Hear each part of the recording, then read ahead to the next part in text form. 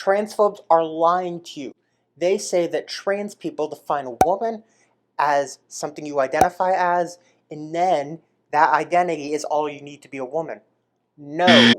What we're actually saying is that a woman is a gender identity which you can identify as, and identifying as that makes you a woman.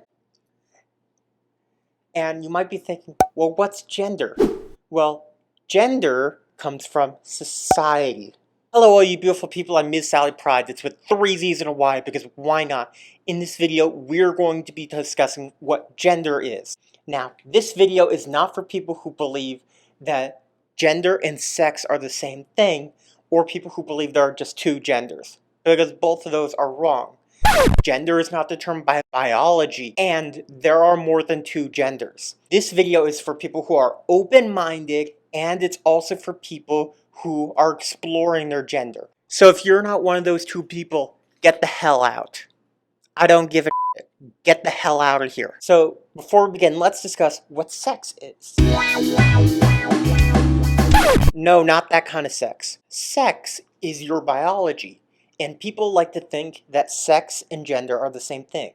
They're not. And I know this can be confusing because in society, these are often used interchangeably, but there's a notable distinction there. Society is inherently cisnormative. Cisnormative means that your values go against that of trans people and ignore that. Like for example, abortion. Whenever abortion is discussed, people talk about it as a women's issue. Now, not all women, like myself, will ever get an abortion or ever need one.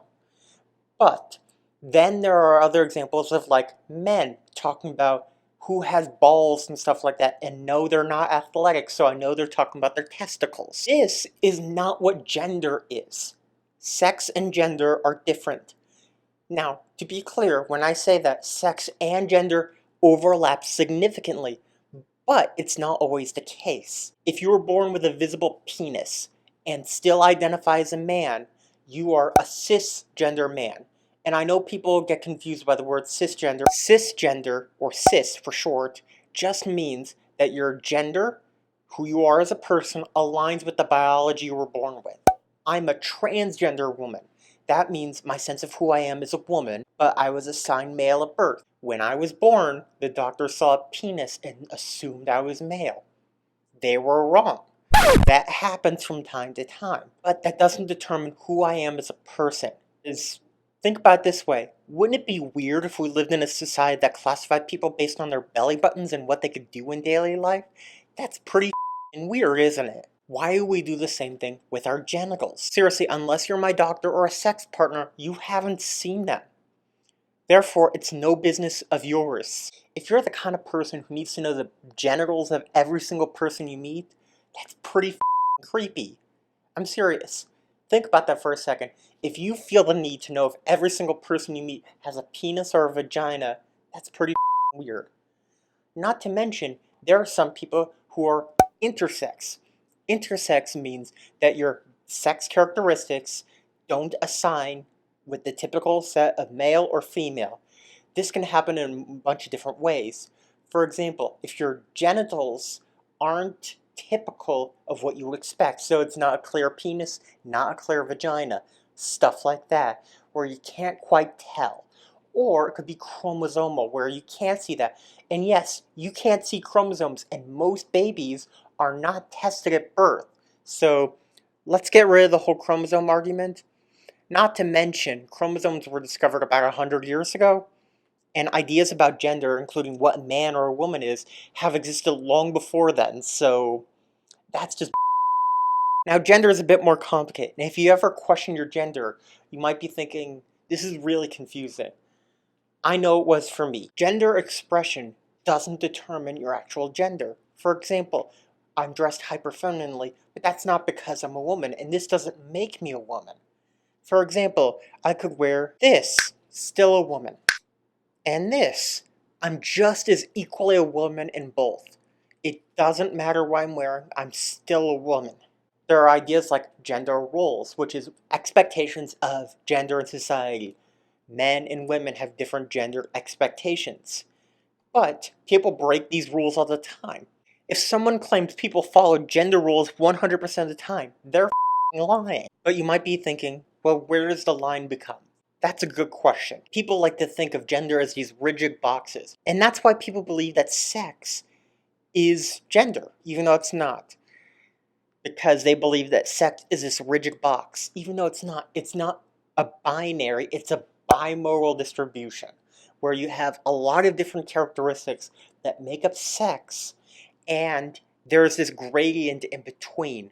Not everyone fits into the perfect definition of stereotypical man, stereotypical woman biology. And as a trans woman, I fall into some weird categories there. For example, if you classify me as biologically male, I actually don't fit a lot of the requirements there. I'm below the average height of what you would expect a man to be, and my foot size is actually smaller than the average man, even before I started hormones. Not to mention that with hormones, that changes my biology. I grow body parts, like breasts, that are typically associated with women. And that's biology, isn't it? So why are you calling me a biological man? It doesn't make sense. I don't fit the definition that you lay out of a biological man. And a lot of people don't fit the specific definitions of biology either. For example, Danny DeVito is 4'10". That is well below the average height of an adult man. Would you say he's not biologically male? See, it's a relative term.